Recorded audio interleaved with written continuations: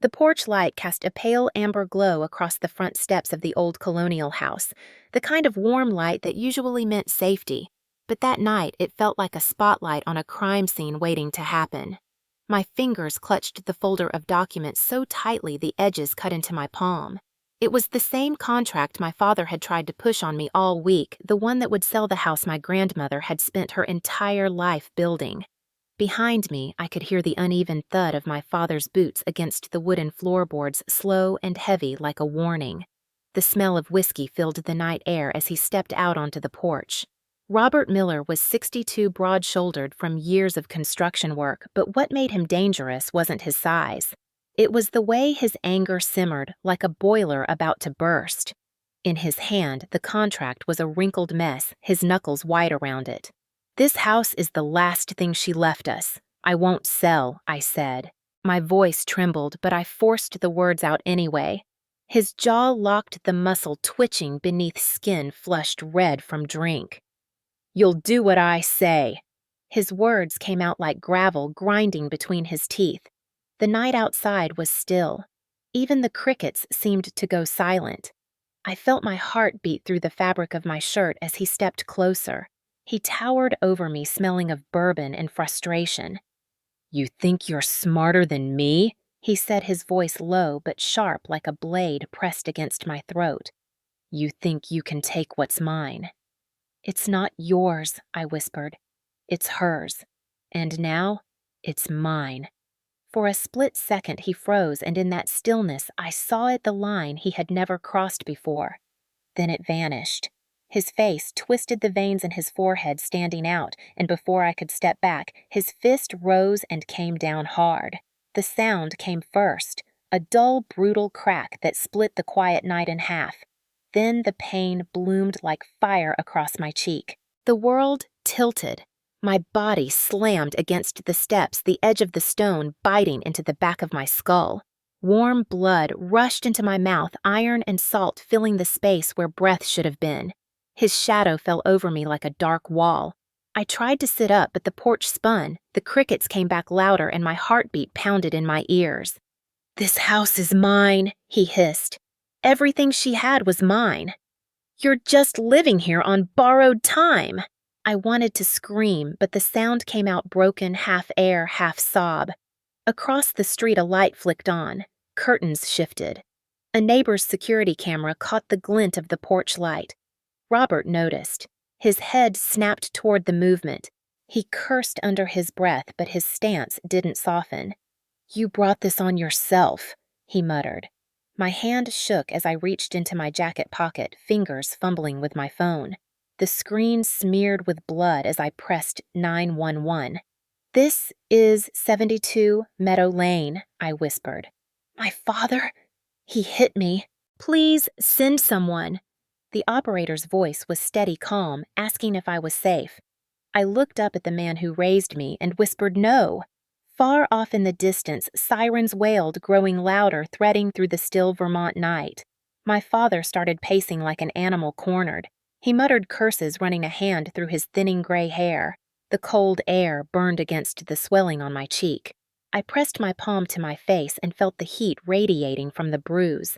The blood slid down my jaw and dripped onto the stone steps where Grandma used to place a potted fern every summer. I stared at the dark stain forming where the green had once been, and something inside me broke. The sirens came closer, red and blue lights flashing against the white siding of the Colonial house. An ambulance and a patrol car pulled up at the curb, their engines low but steady. Robert turned toward the sound, like he still believed he could fix this with the same authority he had always used on me. He didn't understand that tonight was different. An EMT rushed up the steps, crouched beside me, shining a small flashlight into my eyes. "Ma'am, can you hear me?" I nodded weakly. My jaw throbbed with each heartbeat. My head felt heavy, but I stayed conscious. 2 police officers stepped up onto the porch, their boots crunching on the gravel. They spoke to Robert first, their tone controlled but firm. I couldn't hear every word. The ringing in my ears was too loud. All I saw was his posture stiffening, his hands curling into fists at his sides, the same fists that had just struck me. He turned his head and our eyes met. He didn't look sorry. He looked angry that someone had seen him lose control. The EMT wrapped a bandage gently under my jaw to slow the bleeding. As they lifted me to my feet, I could see the red and blue lights reflecting in the windows. The house looked different now, less like a home and more like evidence. I stumbled toward the ambulance, clutching the handrail as the world swayed. The last thing I saw before they closed the doors was my father standing under the porch light, fists clenched, the house glowing behind him like a stage he had finally lost control of. When I was a little girl, I believed that this house could keep out the world. It was built in the 1890s with white columns that framed the porch like a photograph from another time. And in the winter, the snow would pile high on the roof while warm light spilled from the windows. My grandmother Margaret always said the house had a heartbeat of its own, like it remembered every laugh, every song, every quiet night by the fire. She raised me here after my parents split when I was 9. My father left with a suitcase and a promise that he never kept. My mother drifted out of my life before the divorce papers were even dry. So it was my grandmother and me against the world, and this house was the one thing that never wavered. I remember sitting on the old wooden floor in front of the fireplace, my knees tucked under a thick wool blanket, watching her make cinnamon tea. The smell of cinnamon and baked apples would soak into the wood, so even years later, if I walked through the door on a cold night, I could almost believe she was still there. She told me stories about the people who had built this house, about her parents, who lived through hard winters and good summers, about how she met my grandfather right on this porch when he returned from the war. Every brick and nail had a story. It was not just a structure. It was a family history carved into wood and stone. When she died 3 years ago, she left the house to me in her will. It was simple. One line written in her steady hand. To Sarah Miller, the granddaughter who carried this family when no one else would. That sentence burned itself into my heart. I did not know then how much it would cost me to keep what she had left. When Robert came back into my life after years of absence, he showed up with the same smile he used when I was 10, and he brought me a cheap birthday card after missing every school play. He said he wanted to reconnect. What he really wanted was the house. He learned from the lawyer that the property was valued at nearly $1 million because of its age, location, and condition. It was in a historic district, which meant people with money would line up to get their hands on it. My father had no interest in the house when Grandma was alive, but the moment she was gone, he called it his inheritance. He told me the will didn't matter because he was the eldest child and the house belonged to him in spirit. That was the beginning of everything unraveling. I still remember the first night he came over after the funeral. The house was quiet, almost too quiet the way it is when someone's voice is missing. I made tea and sat in the living room that smelled faintly of furniture polish and the ashes of the last fire Grandma ever lit. He looked around the room like a buyer at an open house. His eyes slid over the grandfather clock, the bay window, the rug my grandmother had woven by hand. It was not love in his eyes. It was calculation. "You should sell," he said casually, as if he were suggesting I repaint a wall.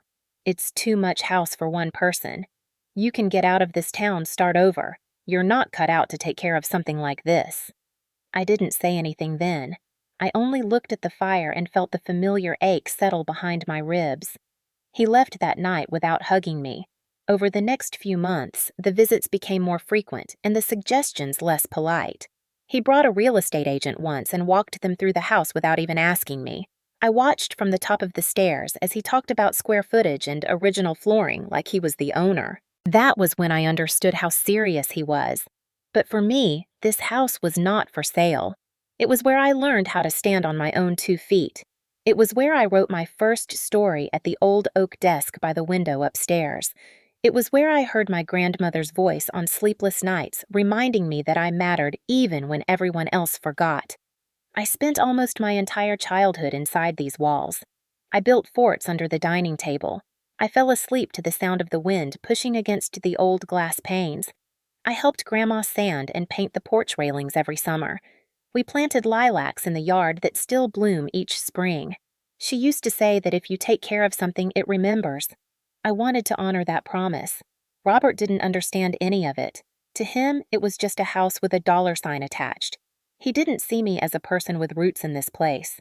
He saw me as an obstacle. He started coming around drunk talking about how the house was wasted on me, how he deserved it because he was older, because I was just a girl who didn't know how the world worked. He said things like that when I was little too. I used to believe him then. I don't anymore. But it's strange how a house can carry every word ever spoken inside it. Even now, if I close my eyes in the living room, I can hear Grandma's laugh mixed with the echo of his anger. It's like the house holds both love and violence, refusing to forget either. In the weeks before everything exploded, I spent every night after work cleaning and repairing small things. I fixed the loose stair by the front hall, oiled the hinges on the kitchen door, polished the brass doorknobs until they glimmered again. It felt like protecting something sacred, but every repair was shadowed by his footsteps, by the way his voice lingered like a storm cloud. I knew he was building up to something. I didn't know it would be a fist on my face. Grandma used to tell me that home is where you stand your ground. I never thought I'd have to fight for mine against my own father. After the night of the funeral, when Robert started circling the house like it was prey, the pressure began to tighten around me in ways I did not fully see at first.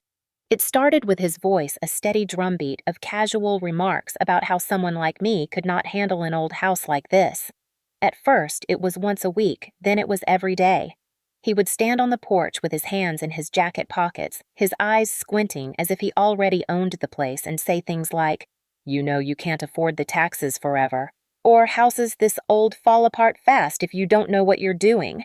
He always delivered these lines with a smile that did not reach his eyes, a smile that reminded me of the way he used to speak to me when I was small, the way he made everything sound like a fact carved in stone.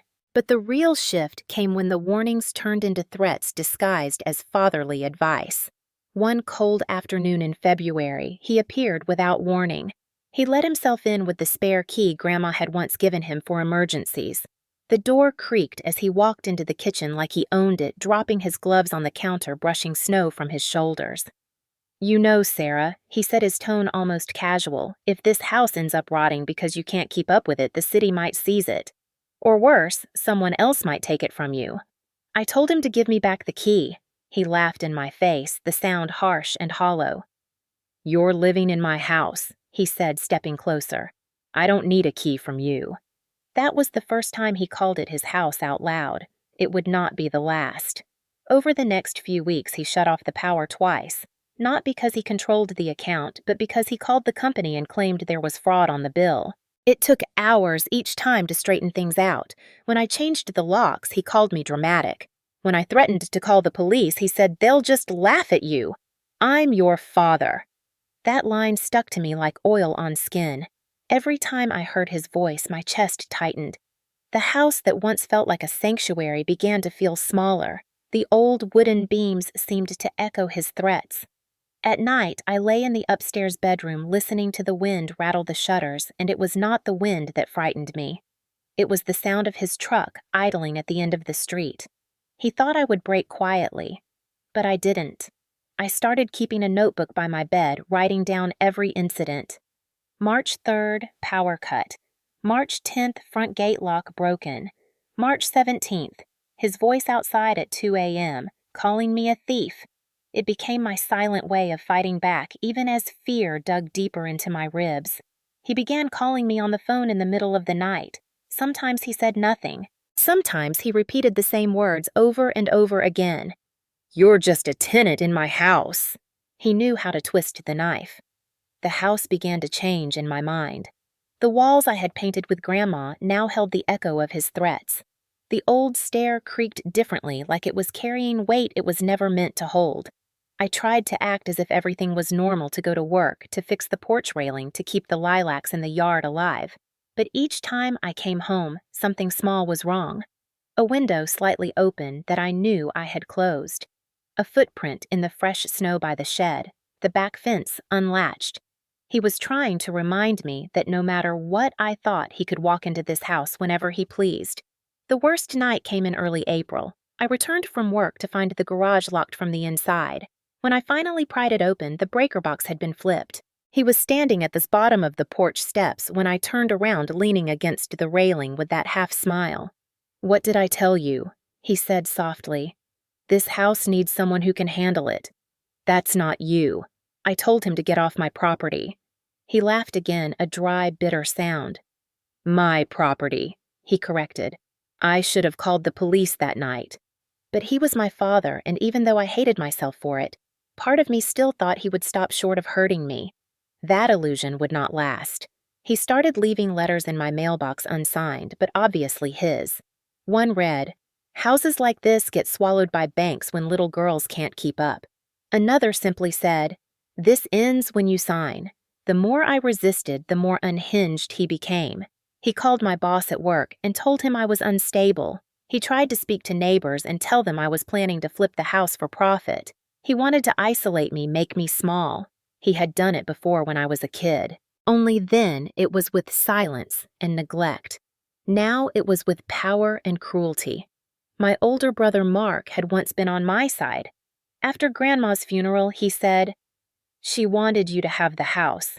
I respect that." But Robert cornered him eventually. He told Mark he'd get a cut of the money if I sold. Within a month, my brother stopped answering my calls. It felt like losing an ally I barely had.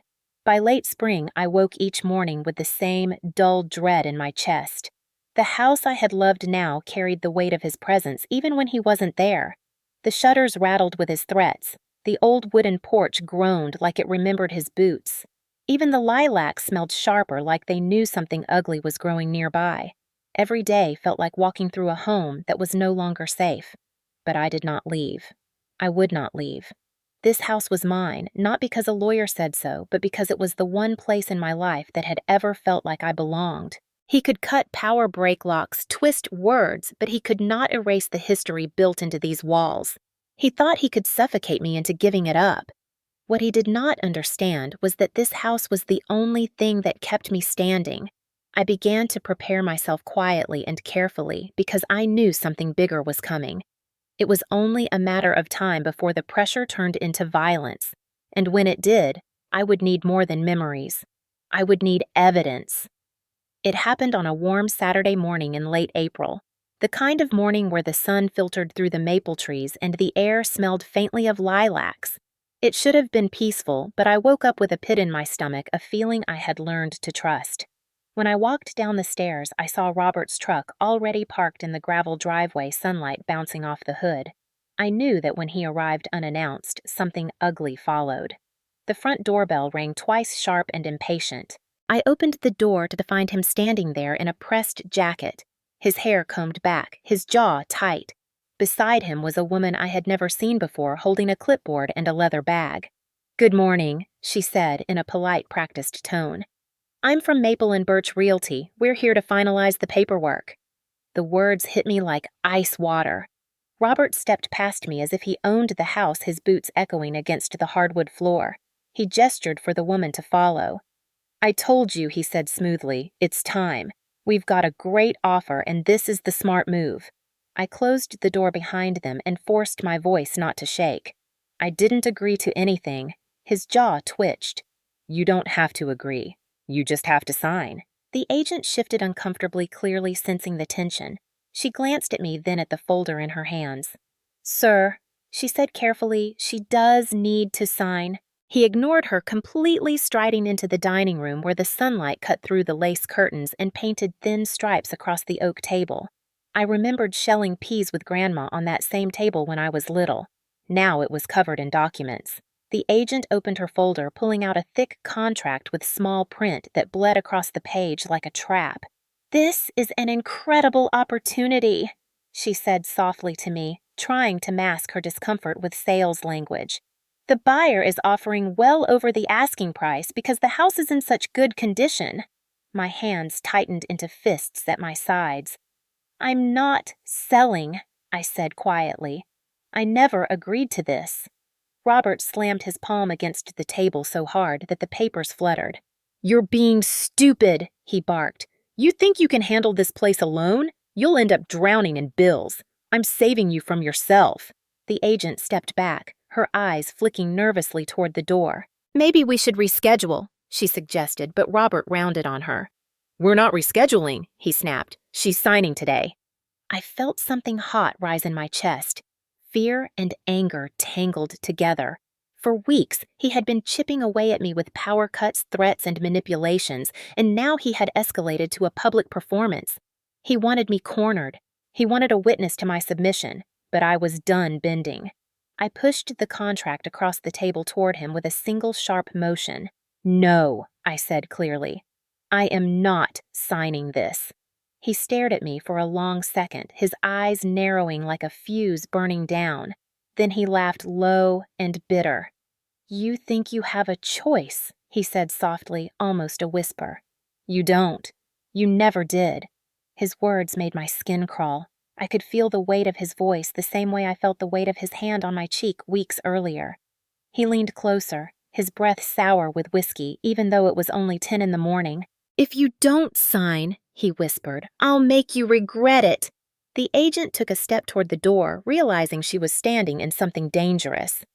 I think I should leave, she muttered, but he waved her off like she was a child. Stay. She'll come to her senses. The house was so quiet I could hear the grandfather clock ticking in the living room. I thought of Grandma, of how she'd taught me to hold my head high. I thought of every late night I spent fixing this place, of every moment I had chosen to stay, when leaving might have been easier. I lifted my chin. Get out, I said. Robert's smile vanished. What did you say I said, get out? For a heartbeat, the room froze. Then his hand came down hard, sweeping the papers off the table. They scattered across the floor like startled birds. The agent flinched and grabbed her bag, backing toward the door. I really should go, she said again, and this time he didn't stop her. She slipped out of the house like smoke, leaving the two of us alone. Robert's face darkened. You're making a mistake, he growled. A big one. When this house crumbles around, you don't come crawling to me. I won't, I said. The veins on his neck bulged as he pointed a shaking finger at me. You think you can stand against me? He said, his voice rising. You're nothing without this house, and this house was mine long before you were born. The words hung between us like barbed wire. In that moment, I saw it clearly. He did not want the house because he loved it. He wanted it because it was power. Taking it from me was his way of proving he could still control me. He stepped closer, his boots crushing the papers on the floor. This is your last chance, he said. Sign or pay the price. I met his gaze steady now. The fear burned out of me like smoke in the wind. Then I guess I'll pay the price, I whispered. His face twisted in rage, and I saw the flash of something behind his eyes that made every muscle in my body tense.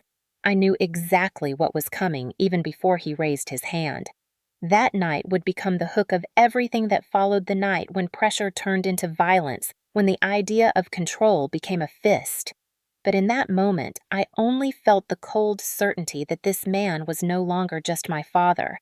He was a threat, and I would never bow to him again. That afternoon, after the door slammed and his truck disappeared down the street, I locked every door and window in the house and sat on the floor among the scattered papers. I could still smell the whiskey he left behind. My cheek ached from the bruise that had not fully faded from the night he first hit me. I gathered the contract, folded it slowly, and placed it in the kitchen drawer. It was not evidence yet, but I knew it would be. The fuse was burning. The explosion was only a matter of time. The hospital ceiling was the color of dirty snow. I remember staring at it through blurry eyes, the fluorescent light buzzing faintly above me as if mocking the silence in my head. My cheek throbbed beneath the gauze. My lip was split. My left temple ached where it had hit the step. I had never been in an ambulance before, but the sirens from that night were still trapped somewhere in my chest. The nurse at the station moved with the calm speed of someone who had seen too much. The doctor asked routine questions. They poked at my bruises, shined a light into my eyes, took photos for the medical file. But it was the police officer who made the room feel colder.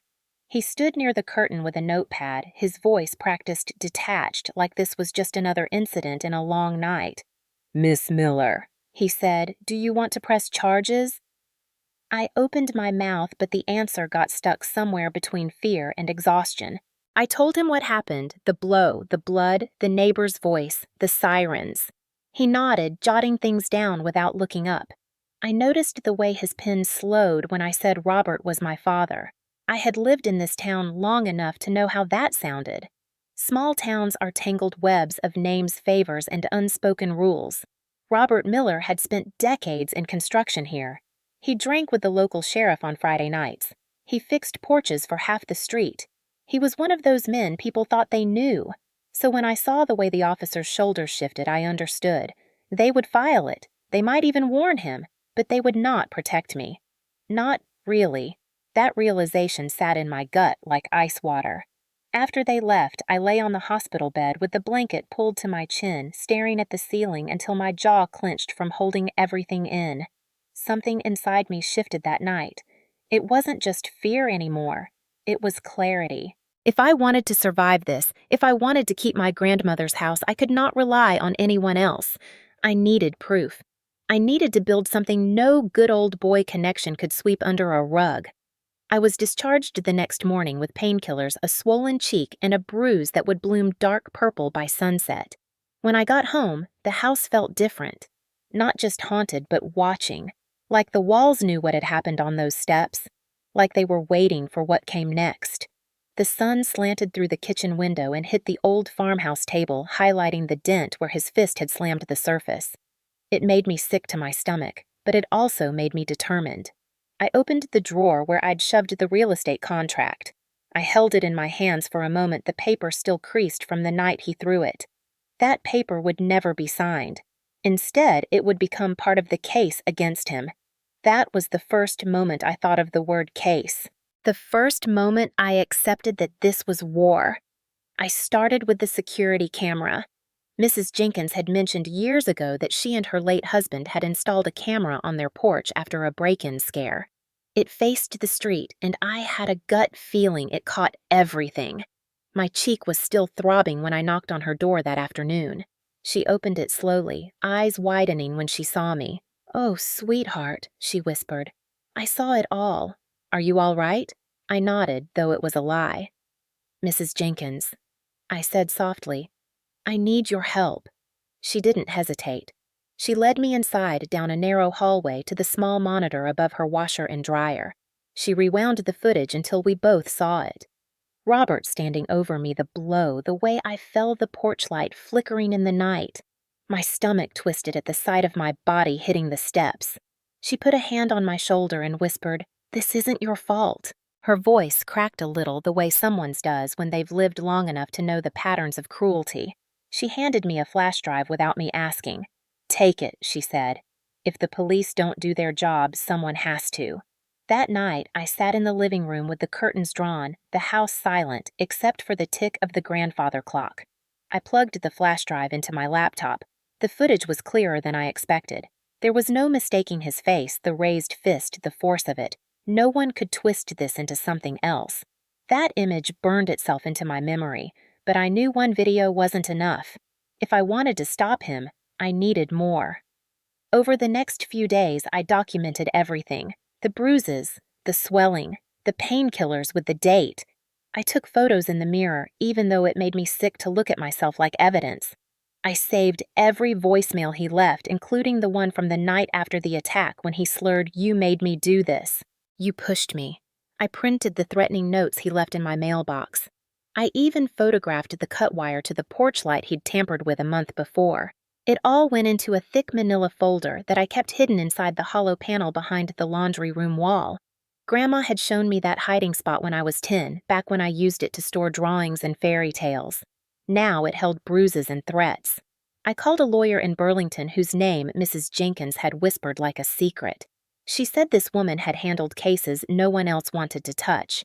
Her name was Emily Hart. She was younger than I expected, with sharp eyes and a calm voice. She listened without interrupting as I told her everything over the phone. When I mentioned that Robert was my father, there was no hesitation in her tone, no patronizing sigh.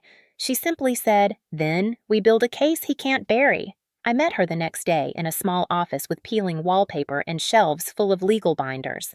She wore no makeup, her hair tied back, and spoke like someone who didn't need to raise her voice to be heard.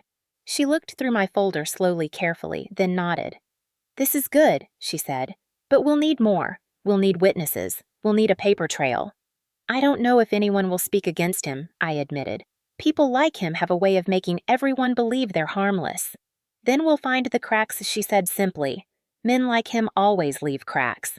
She had me file for a protective order, though she warned me it would be contested. I didn't care. It was one more piece of the wall I was building between him and me. The weeks that followed were tense. Robert still circled the house, sometimes in his truck, sometimes on foot, leaving tire tracks in the gravel like signatures of control. But he didn't step onto the porch again, not yet. He called me, left voicemails, sometimes shouted outside the fence at night, but I recorded everything. His words were weapons, but now they were also evidence.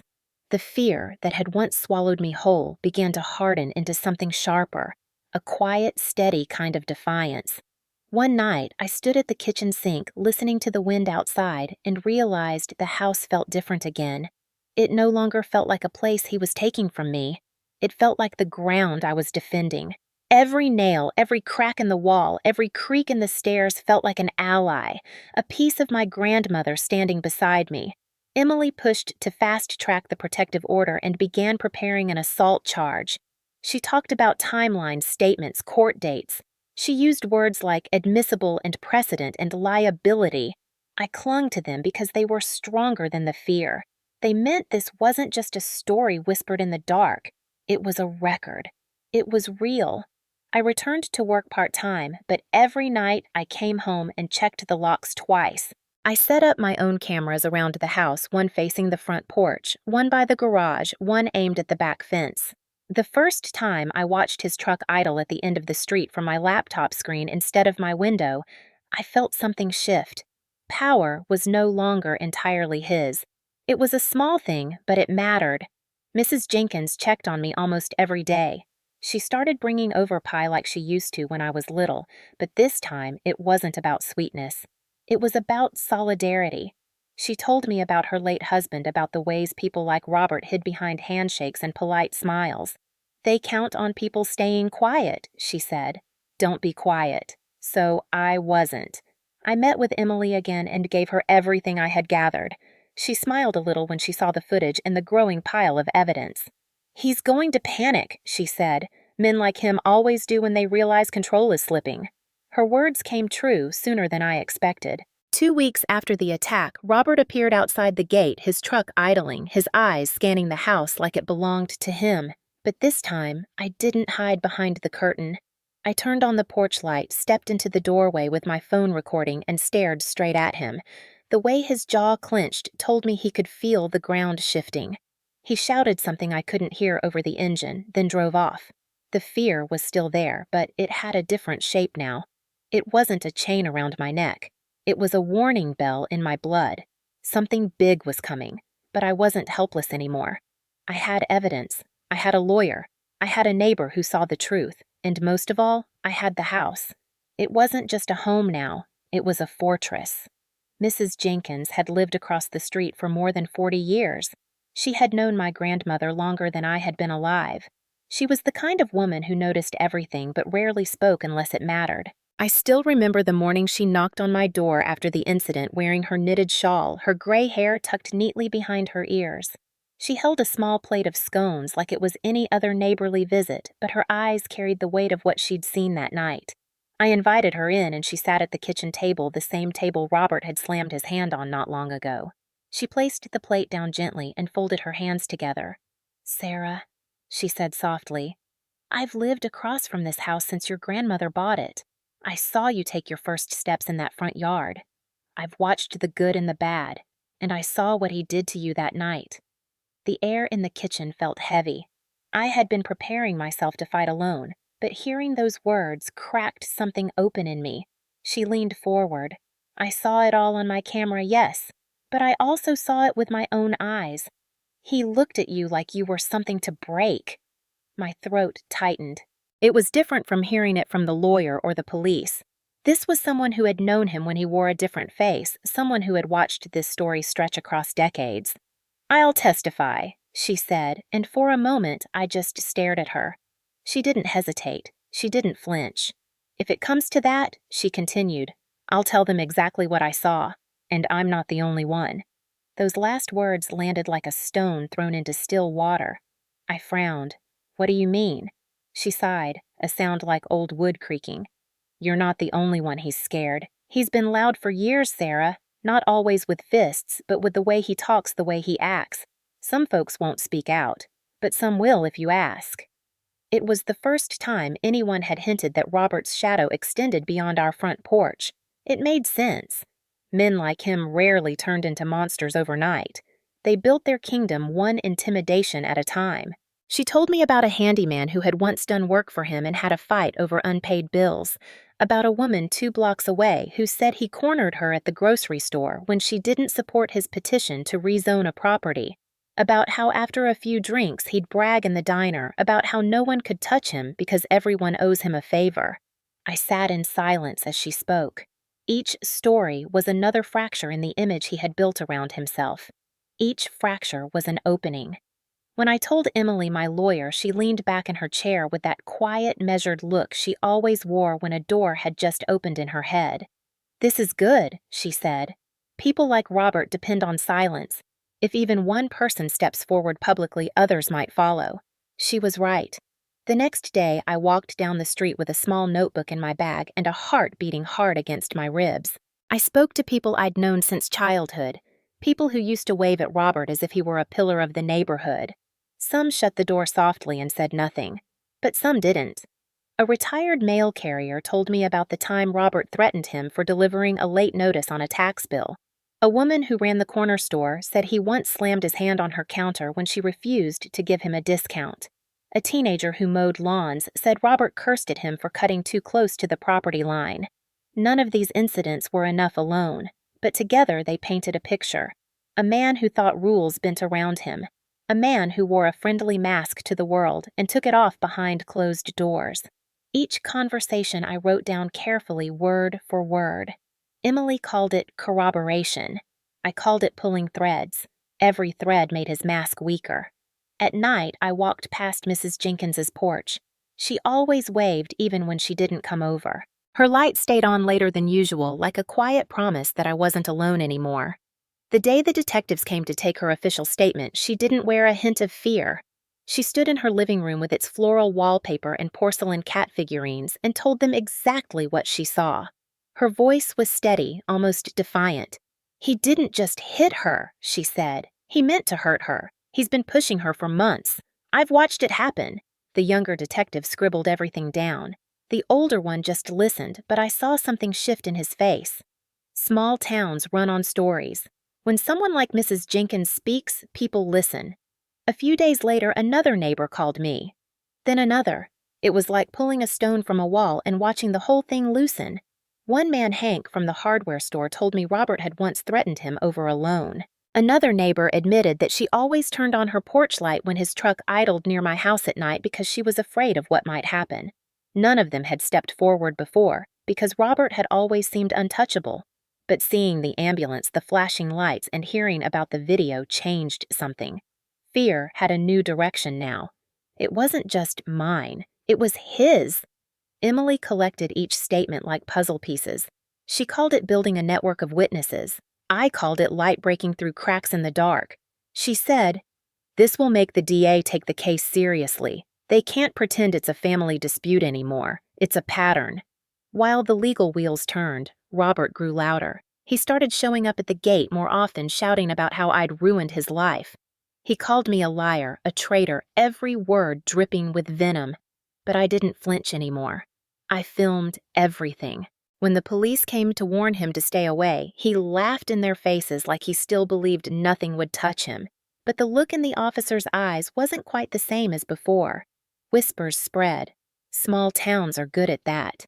People started avoiding him at the diner. A friend of his stopped showing up to drink with him at the bar. Control was slipping, and he could feel it. One night, I sat in my living room with the lights off and watched him pace outside the fence like a trapped animal. He didn't realize I had the cameras trained on him. He shouted my name into the darkness, but there was no response.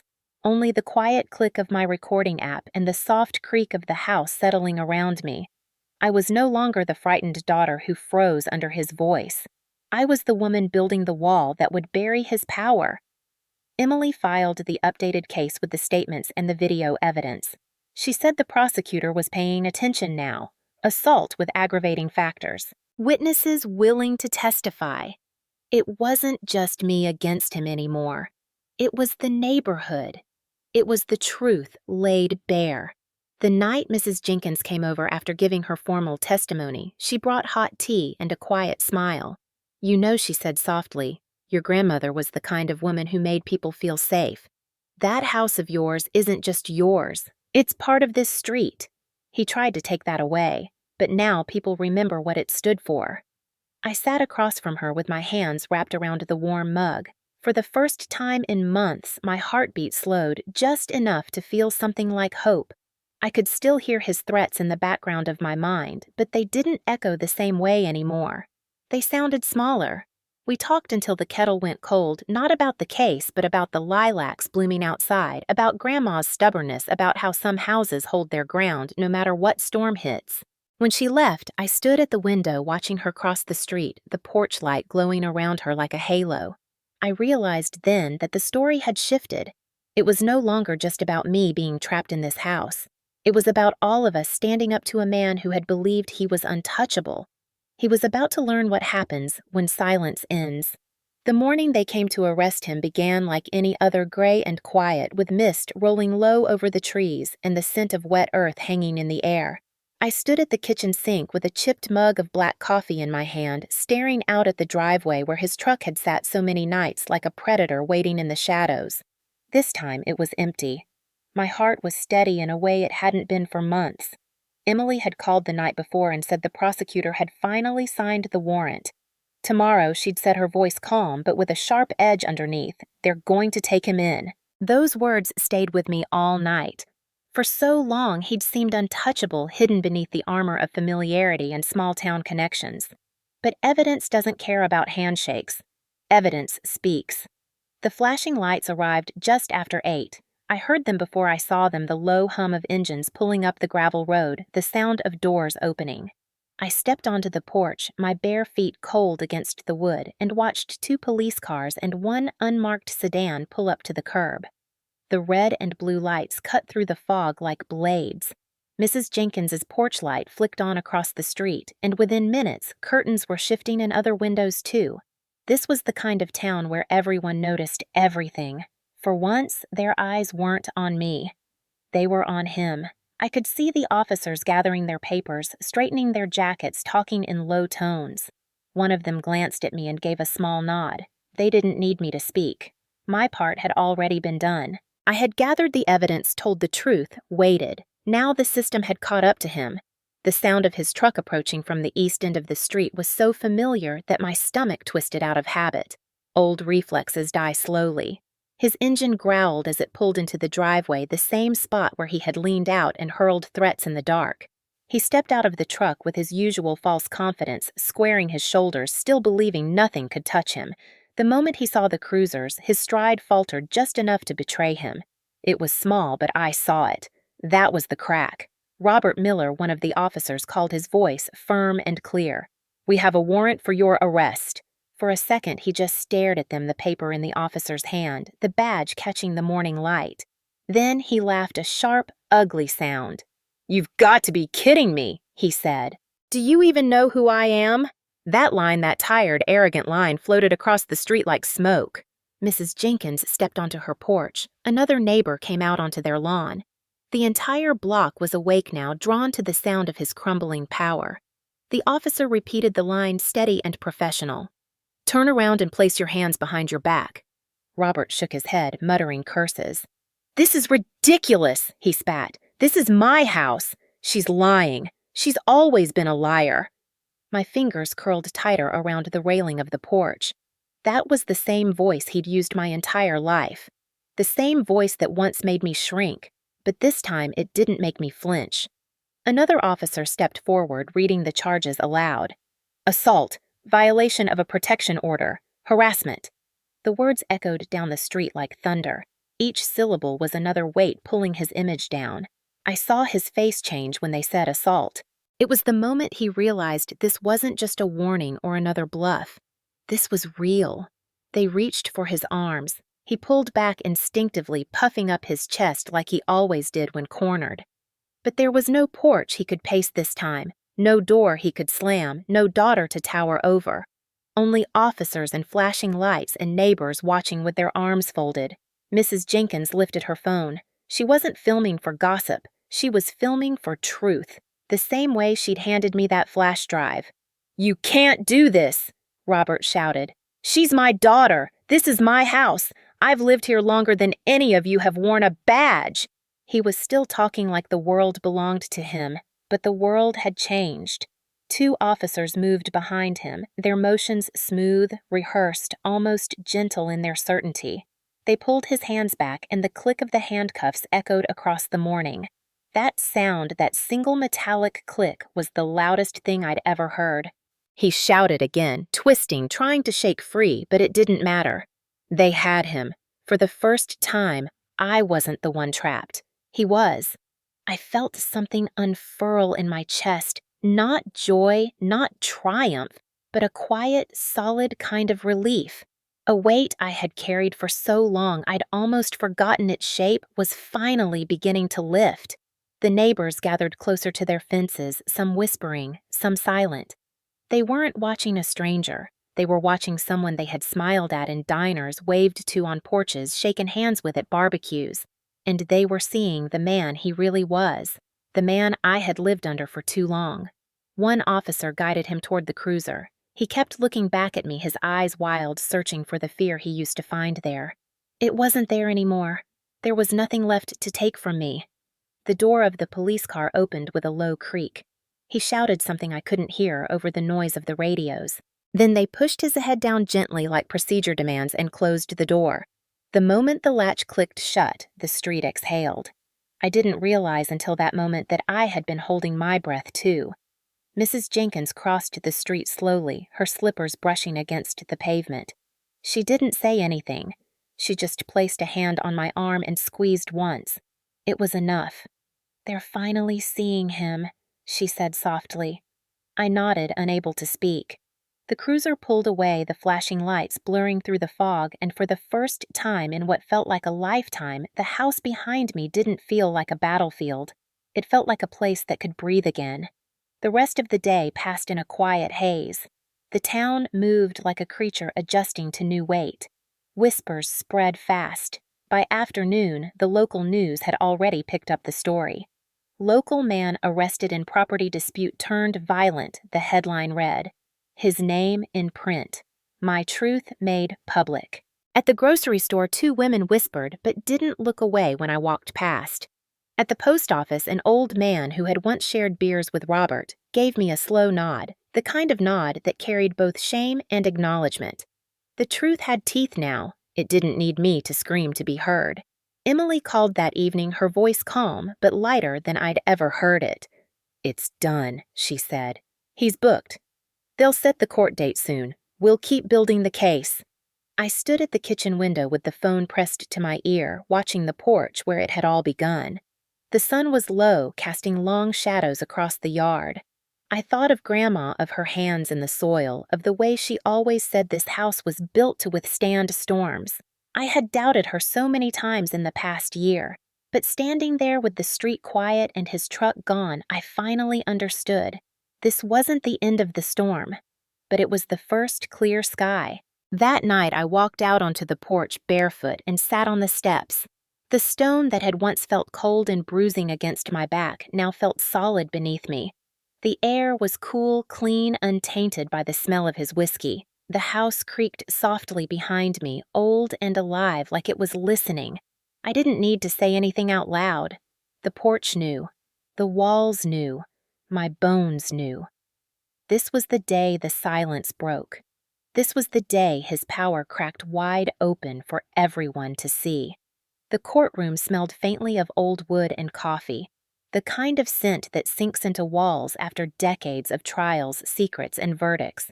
The benches creaked under the weight of people shifting in their seats. The ceiling fans hummed softly overhead. When I walked through the doors, my legs felt steady for the first time in a long time.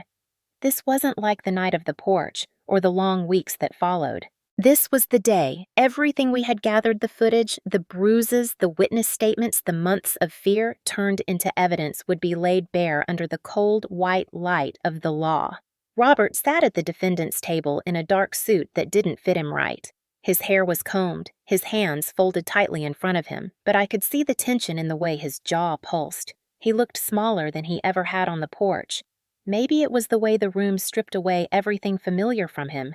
No porch to stand on, no house to claim, no daughter to intimidate. Just a man and the weight of what he had done. Emily sat beside me at the petitioner's table, a calm wall of steel in a navy blazer. She slid a copy of the case file toward me, her voice low but firm. "Everything is on our side, Sarah," she said. "Breathe." I nodded, though the air felt thick in my chest. The prosecutor, a man with sharp eyes and a crisp voice, shuffled through his notes. Across from us, Robert's attorney leaned in close to whisper something to him. He nodded stiffly, staring straight ahead. The judge entered and the courtroom rose. The gavel hit once, a clean sound that cut through the murmur like a blade. "Case of the state versus Robert Miller," the clerk announced. My father's name filled the air, official and undeniable. The judge's voice was calm as he explained the charges: aggravated assault, violation of a protection order, harassment, intimidation, and attempted coercion. Each word landed like a stone. For months, those words had lived inside me like silent bruises. Hearing them out loud in a room where they could not be swept aside changed their weight. It wasn't just my story anymore. It was the state's. The prosecutor started with the foundation, the night of the assault, the footage, the medical records, the photographs of my bruises projected onto the screen made my stomach tighten. Seeing myself that way, a body turned into evidence, was harder than I expected, but I didn't look away. I had lived that night. Looking away would give it back to him. Then came the security camera footage from Mrs. Jenkins's house.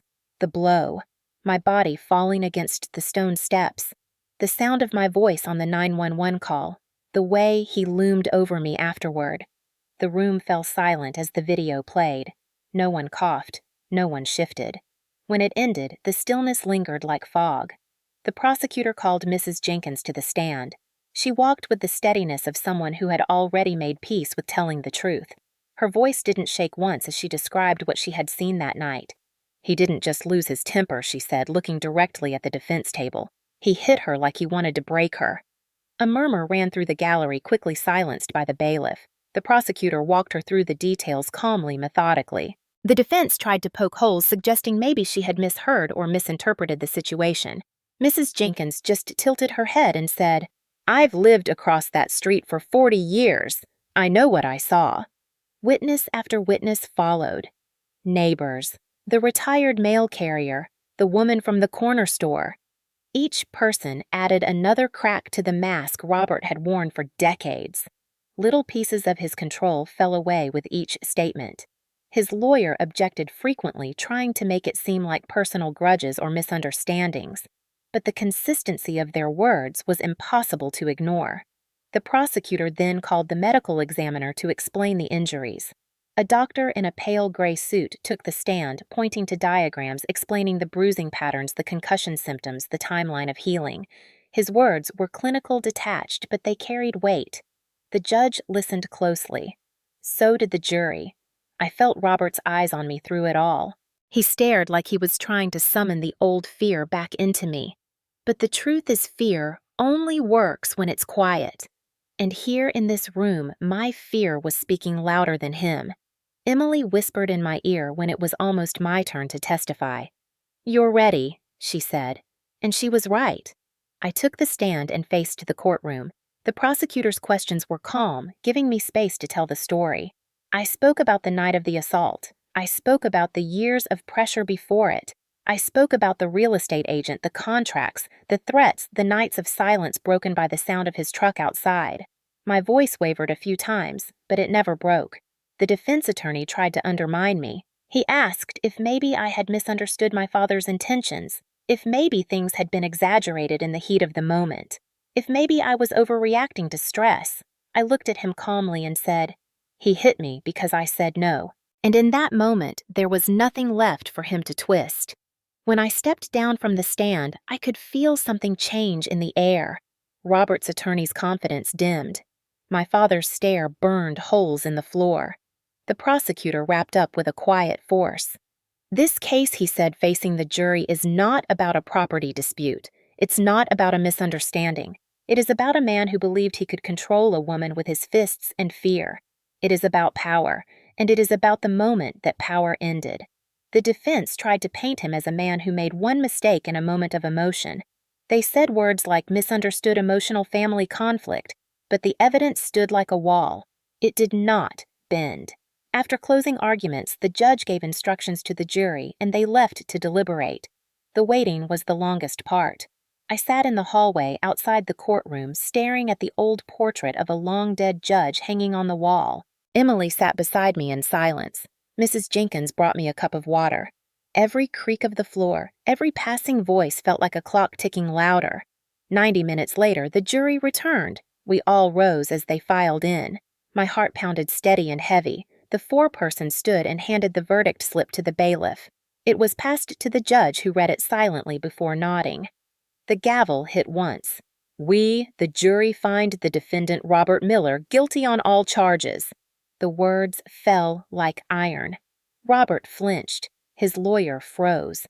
The courtroom filled with an audible exhale. My knees didn't buckle. My shoulders didn't sag. I just breathed. For months, I had imagined this moment as a roar, but it wasn't. It was quiet, solid, unshakable. The judge began reading the sentencing terms. Robert lost all claim to the house. His restraining order was extended indefinitely. He was sentenced to a combination of jail time and probation mandatory counseling and a permanent restriction against coming within 200 yards of me or the property. He sat in his chair with his hands gripping the armrests like they might keep him from drowning. But the tide had already gone out. He no longer controlled anything. When the bailiff moved to escort him out, he turned his head toward me, his mouth tightening into something that wasn't quite a snarl, wasn't quite a plea. But I didn't meet it with fear. I met it with nothing. He didn't deserve a single piece of me anymore. When he was gone, Mrs. Jenkins wrapped her arms around me in the hallway. Emily shook my hand, her usual steel softened just enough for a small, real smile. "You did it," she said. "You held the line." The reporters from the local paper were already outside their cameras waiting, but I didn't speak to them. This story wasn't theirs to twist. It belonged to me, to the house, to every woman in this town who had been told to stay quiet. I walked out of the courthouse and into the cool afternoon air. The sky was pale blue clean, like someone had cracked a window in a long closed room. I stood at the top of the steps and closed my eyes, feeling the sun on my face. For the first time in years, the weight pressing against my chest lifted. Not all the way. Scars don't disappear, but enough to breathe, enough to live. The house waited at the end of Meadow Lane. When I returned, the lilacs were blooming. The porch creaked under my feet the same way it always had, but now it was mine in a way it had never been before. Not just legally, spiritually, defiantly. The house was no longer a place where fear lived. It was where fear ended. I sat on the porch steps watching the sun dip low and thought of Grandma's voice. She used to say, "The house remembers." Now it would remember something new. Not his fist, not his threats. But my stand, my victory, my quiet refusal to disappear. This was the verdict that belonged not just to me, but to the house. To every woman who had been told her fear didn't count. To every daughter who had stood up to someone who thought blood made them invincible. This was the day he lost, and I came home. 3 months after the verdict, the house had grown quiet in a way that felt clean rather than heavy. The lilacs were gone, replaced by the gentle rustle of autumn leaves drifting across the Colonial porch. The world moved slower now. My mornings were no longer filled with dread, no longer shadowed by the sound of his truck idling at the end of the driveway. I woke up to the sound of birds instead of shouted threats. I brewed coffee without checking the locks twice. But healing isn't a straight line. It's a long road with corners that catch you when you least expect them. The letter arrived on a Friday afternoon. It was a crisp white envelope with my name handwritten in his unmistakable slanted scrawl. The postmark showed the prison where he was serving his sentence. My stomach turned cold before I even opened it. For days after the trial, he had been a ghost in the background of my mind, a memory slowly dissolving into distance. Now he was tangible again, his voice trapped in ink. I sat at the kitchen table, the same one where he had slammed his hand and shouted about the house. I stared at the envelope for a long time before sliding a knife across the top. The letter inside was short, only a few paragraphs, but every word was deliberate.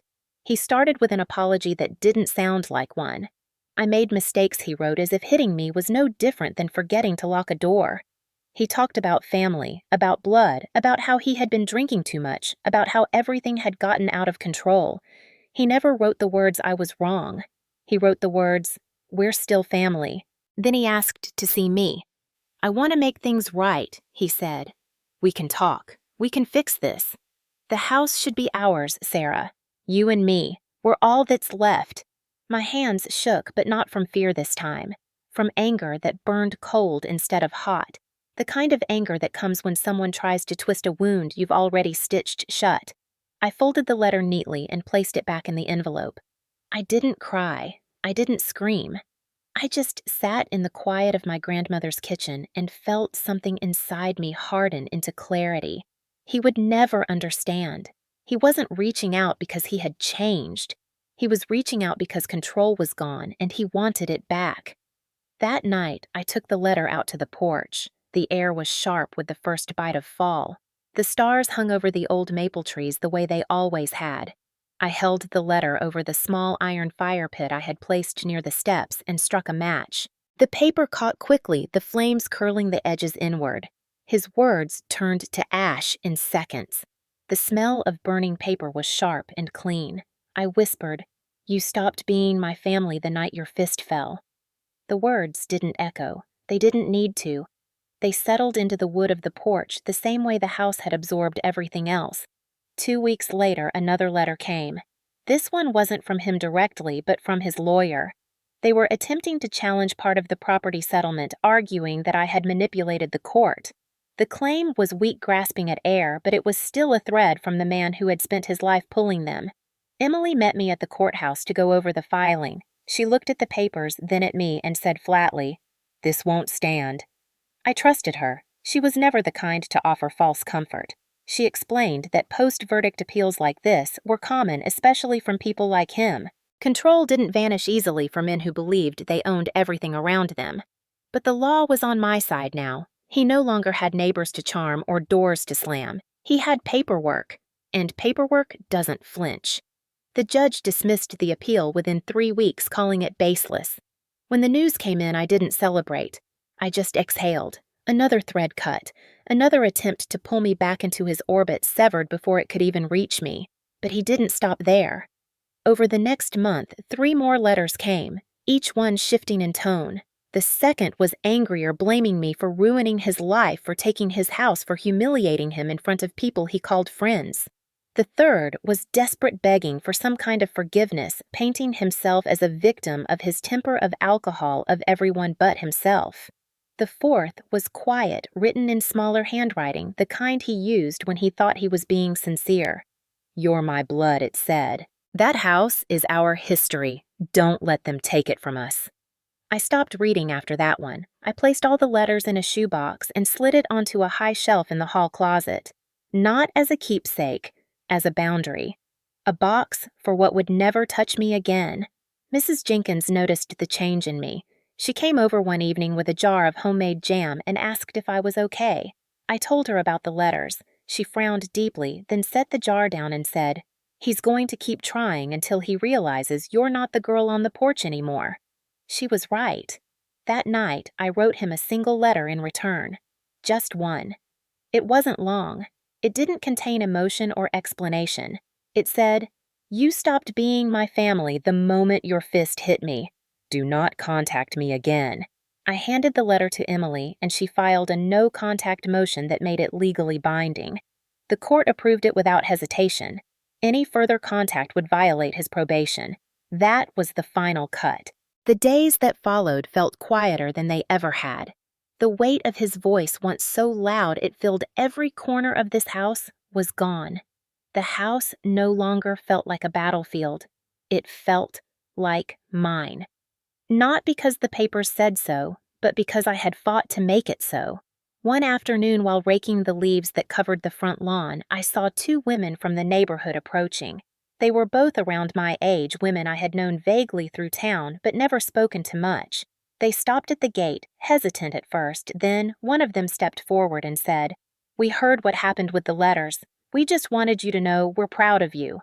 The other woman nodded and added, "You gave a lot of us something to look up to. We've all dealt with men like him in one way or another. Not everyone stands up the way you did." Their words startled me. For so long I had thought of this fight as mine alone, but the ripples were bigger than me. They were spreading through the town in quiet, unseen ways. After they left, I stood on the porch and looked out at the houses lined up on the street. All those porches, all those walls that held their own secrets. Maybe mine wasn't the only story of fists and fear behind pretty windows. Maybe it just happened to be the one that finally got dragged into the light. Around that time, Emily told me he had requested another meeting through his parole officer. She didn't tell me what he wanted because she already knew my answer. She didn't even finish her sentence before I said no. I didn't owe him words. I didn't owe him closure. All I owed myself was peace. Instead of responding to his requests, I focused on rebuilding what was mine. I painted the kitchen cabinets a soft cream color, the same shade they had been when my grandmother was alive. I replaced the cracked tiles in the entryway. I repaired the railing on the porch where my blood had once dried. Every nail hammered in felt like a declaration. This house was no longer the place where I was cornered. It was the place where I had stood up. One chilly morning in early November, I walked down to the mailbox and found nothing waiting for me. No letters, no court documents, no shadows. It was the first time in months that had happened. I stood at the end of the driveway for a long time, just breathing in the cold air. It smelled like frost and freedom. Mrs. Jenkins waved from across the street, her scarf wrapped around her neck. She didn't need to ask how I felt. She could see it in the way I stood.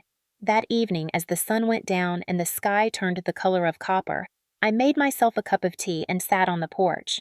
I thought about Grandma, about the way she used to say that houses have memory.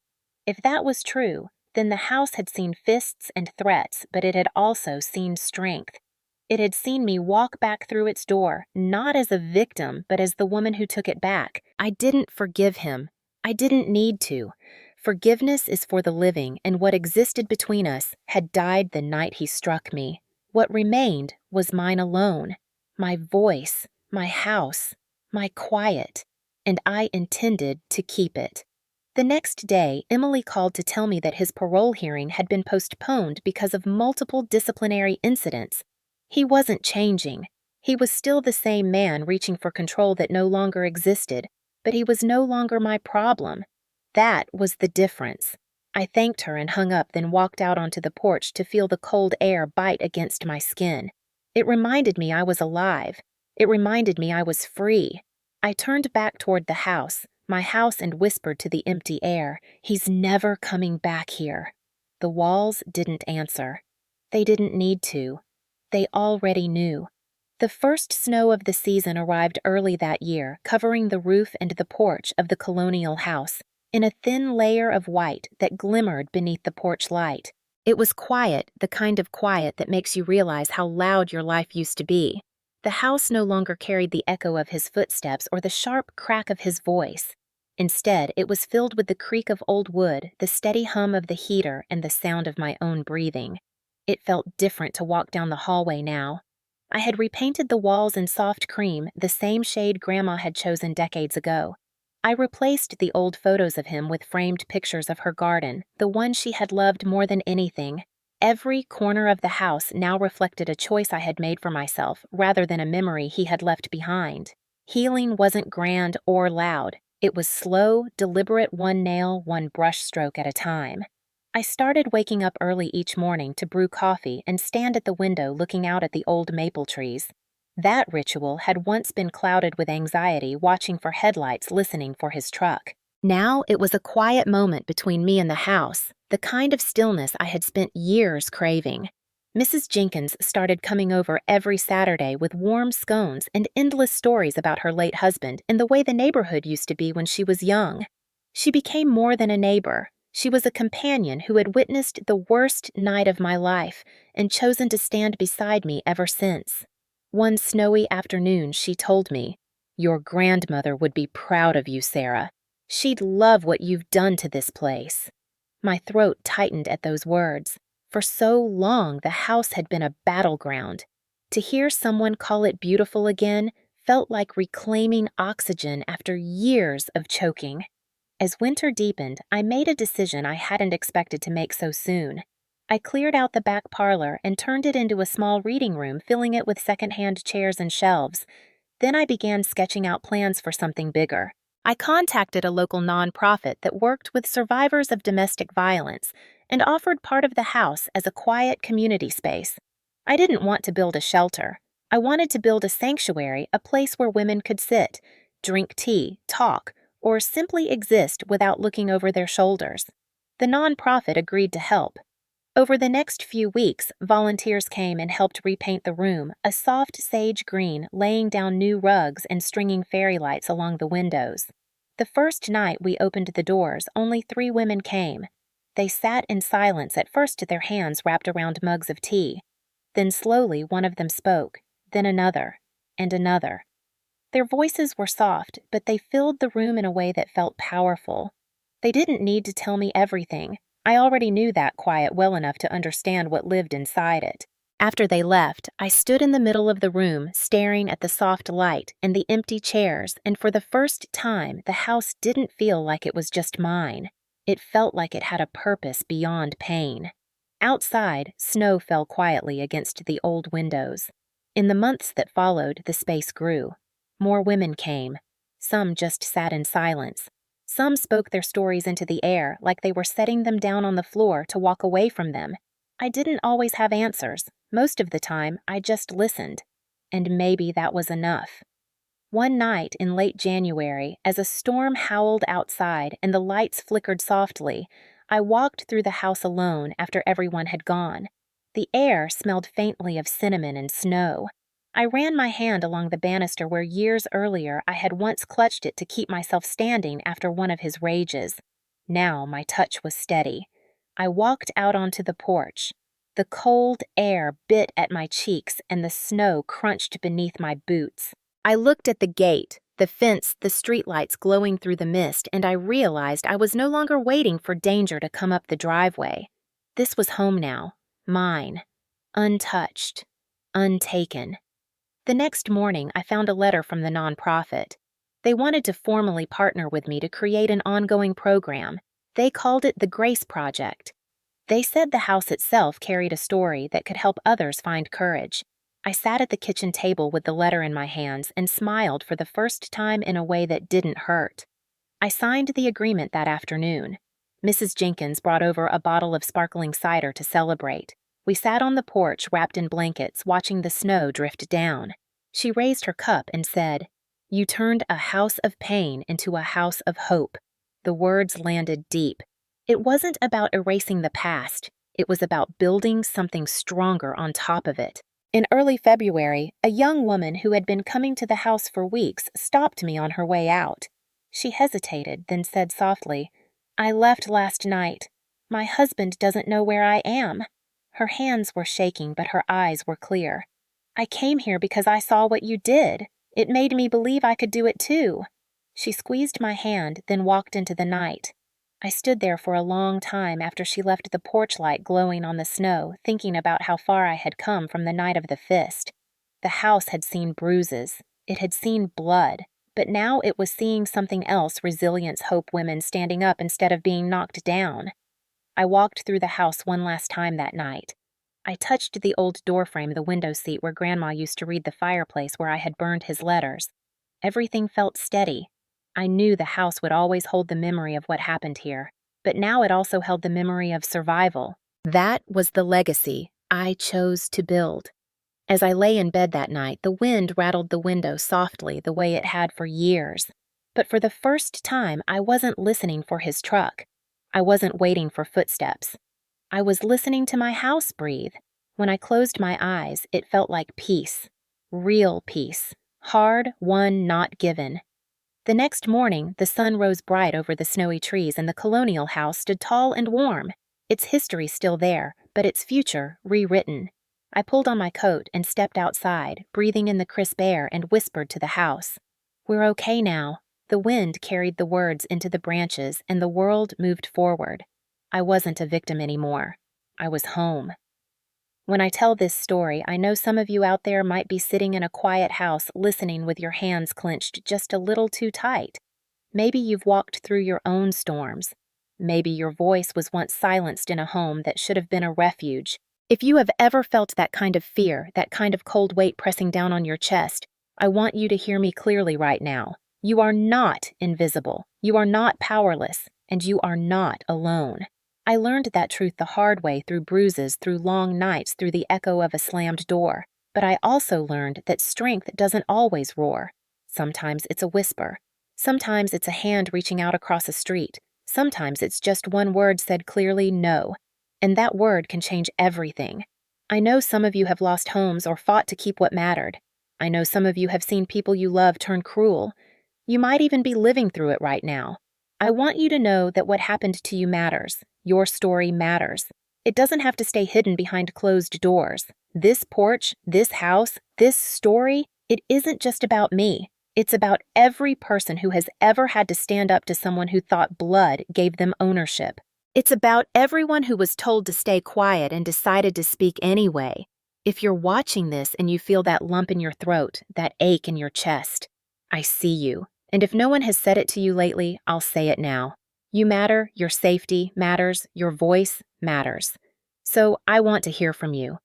If this story touched something in you, leave a heart in the comments. Or if you feel ready, share a small piece of your story. You don't have to give details.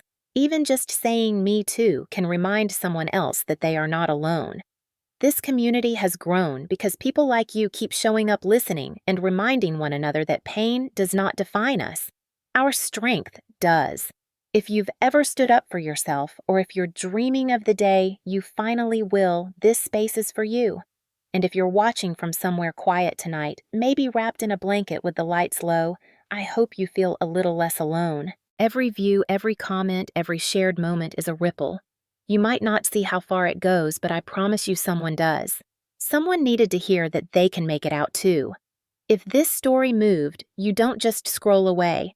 Hit subscribe, share it with someone who might need it, and let's keep building a space where stories like this are not whispered in the dark but spoken out loud, where truth is louder than fear, where no one gets to take what is sacred from us again. Tell me where you're watching from. Tell me what part of this story hit your heart the hardest. I read every word, and you'd be amazed how often your words lift someone else up. This house stands because I fought for it, but this community stands because people like you keep speaking.